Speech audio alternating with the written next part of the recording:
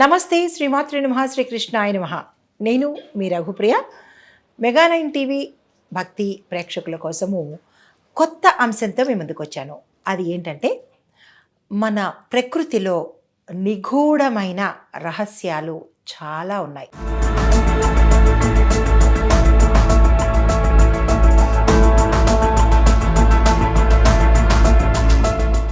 అది ప్రకృతి పరంగా, భగవంతుడి పరంగా, ఆధ్యాత్మిక పరంగా చాలా అంశాలు ఎవ్వరికీ తెలియనివి.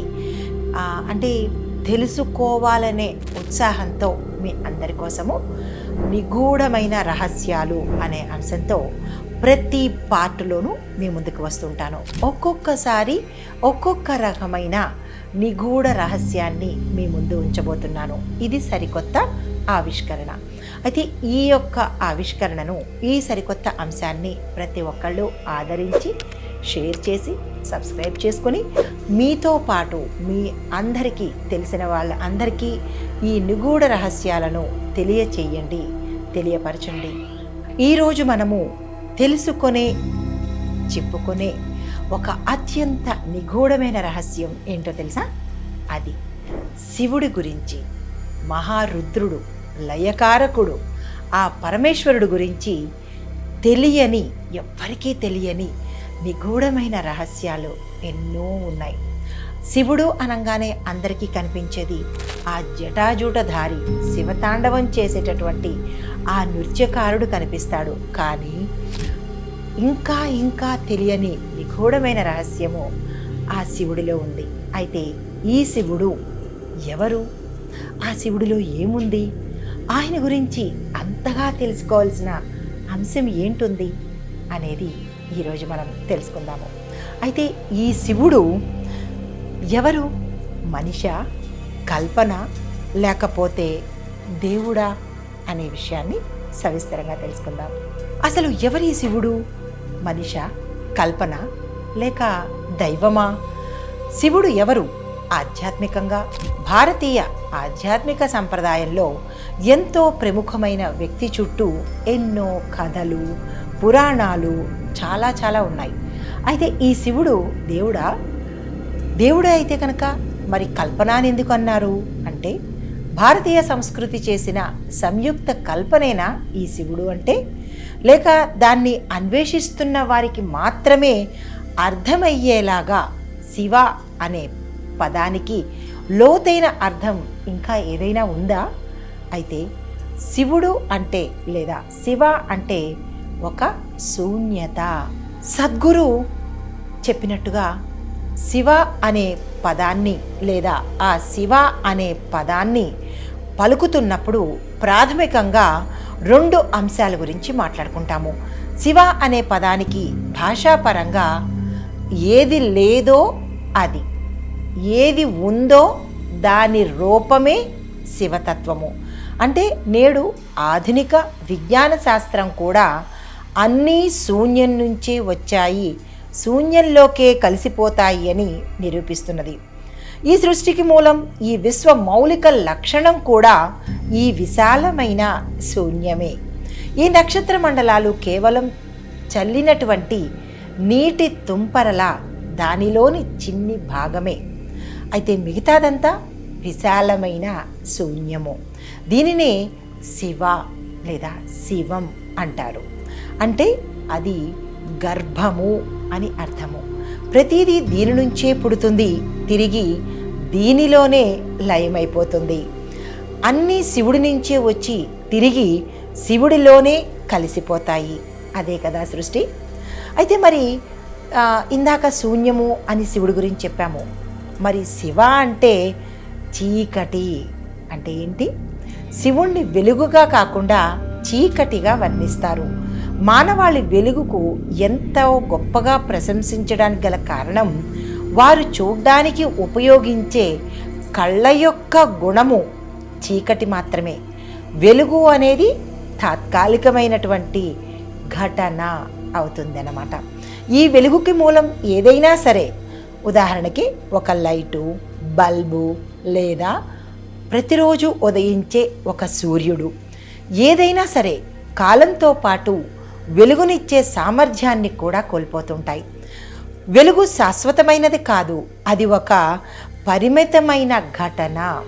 ఎందుకంటే అది కొద్ది కాలమే ఉంటుంది, ఆ తర్వాత ముగిసిపోతుంది. కనుక వెలుగులో కంటే చీకటిలోనే ఒక గొప్ప సాధికారికత ఉంటుంది. చీకటి అన్ని చోట్ల ఉంటుంది, అంతా నిండి ఉంటుంది, ఒక్క చీకటి మాత్రమే. మరి శివుడు ఎలా పుట్టాడు? చీకటి అంటున్నాం కదా. ఈ ప్రశ్నకు ఖచ్చితమైన సమాధానము పురాణాల్లో వివిధ రకాలైన కథనాల్లో ఉంటుంది. కానీ సాధారణంగా శివుడు సృష్టికర్త అయిన బ్రహ్మ, పాలన చేసే విష్ణువు కంటే కూడా ముందుగానే ఉద్భవించాడు. శివుడు బ్రహ్మ, విష్ణు శక్తులకు మూల కారణం వంటివాడు. సృష్టికి ముందున్న పరమ సత్యమని పురాణాలు చెబుతున్నాయి. శివుని పుట్టుక గురించి కొన్ని ప్రధాన కథనాలు బ్రహ్మ విష్ణువుల మధ్య వివాదము. ఒక కథనం ప్రకారము బ్రహ్మ విష్ణువులు తమలో తాము ఎవరి గొప్ప అని వాదించుకుంటున్నప్పుడు ఆకాశం నుంచి ఒక జ్వాలా స్తంభము కనిపించింది. అది శివుడు. ఆ జ్వాలా స్తంభము అడుగు అంచులను ఇద్దరూ కనుక్కోలేకపోయారు. ఇది వారికంటే శివుడు గొప్పవాడు అని తెలియచేయడానికి ఒక తార్కాణము. దేవతల కోరిక ప్రకారము మరి ఒక కథనం కూడా ఉంది. త్రిమూర్తులైనటువంటి బ్రహ్మ విష్ణువులకు శివుడు సృష్టికి అవసరమైన శక్తిని అందించడానికే జన్మించాడు. అనంతమైన రూపము. శివుడు నిరంతరము ఉండేవాడు, ఆరంభము అంతము లేనివాడు. త్రిమూర్తులలో బ్రహ్మ విష్ణు శివుడు సృష్టికి అవసరమైన ఒక నిర్దిష్ట శక్తిని ప్రతిబింబిస్తున్నారని, కానీ శివుడు వీటన్నిటికీ అతీతుడు, ఆరంభము ఆది అంతము లేనివాడు. అయితే శివుడు శ్మశానంలో నివసించడానికి గల కారణం ఏమిటి అని, మానవ జీవితంలో మరణం ఒక అంతిమ సత్యమని, పునర్జన్మ చక్రం నుంచి విముక్తి పొందడం అనేది అత్యంత పవిత్రమైన మార్గమని, బూడిదను అలంకరించుకోవడం ద్వారా శివుడు భౌతిక ప్రపంచానికి అతీతుడని, అలాగే సృష్టికర్త లయకారకుడైనటువంటి శివుడు సమస్త జీవరాశిని సమదృష్టితో చూస్తాడని తెలియజేస్తుంది. ఆధ్యాత్మిక కారణాలు చూసినట్టయితే కనుక మరణం సత్యము. మనిషి అంతిమంగా చేరుకునే ప్రదేశమే శ్మశానము. జీవితం మరణంతో ముగిసిపోతుంది. మరణం అనేది పునర్జన్మ యొక్క చక్రంలో ఒక భాగమని శివుడు ఆ యథార్థాన్ని అంగీకరిస్తాడు.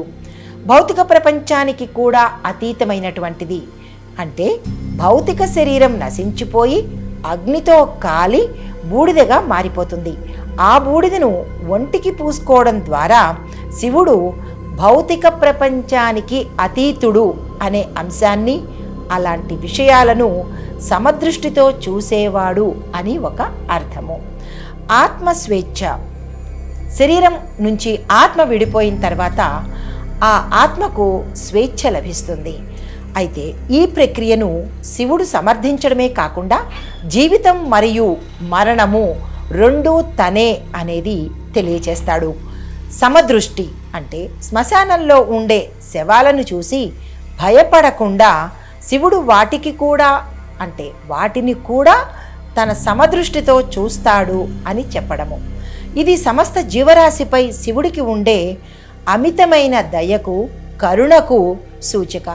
అయితే మరి ప్రత్యేక కారణాలు ఏమై ఉంటాయి అంటే, కపాలమాల ధరించడము. శివుడు మెడలో కపాలమాల ధరించడం ద్వారా మనిషి తల మరణానికి ప్రతీక అని చెప్పడానికి ఒక నిదర్శనమైతే, మరణానికి సంబంధించిన వస్తువులు కూడా అలంకారంగా ధరిస్తాడు అనేది తెలియచెప్పడమైంది. అయితే పాములను ఆభరణంగా ధరించడము అంటే, శివుడు పాములను మెడలో ఆభరణంగా ధరించడం అనేది భయము మరియు మరణంపై శివుని యొక్క నియంత్రణను తెలియజేస్తుంది. ఇది సమస్త జీవరాశిని శివుడు సమదృష్టితో చూస్తాడు అని చెప్పడాన్ని సూచిస్తుంది. నిస్వార్థ త్యాగము అంటే, శ్మశానం అనేది జీవితంలో త్యాగానికి, నిస్వార్థానికి ప్రతీక. ఈ లక్షణాలన్నీ శివుడిలో అంతర్లీనంగా ఉన్నాయి అని, ఈ కారణం చేతనే ఆయన శ్మశానంలో నివసిస్తాడు అని భావిస్తారు. మన పురాణాలు కూడా తెలియచెప్తున్నాయి.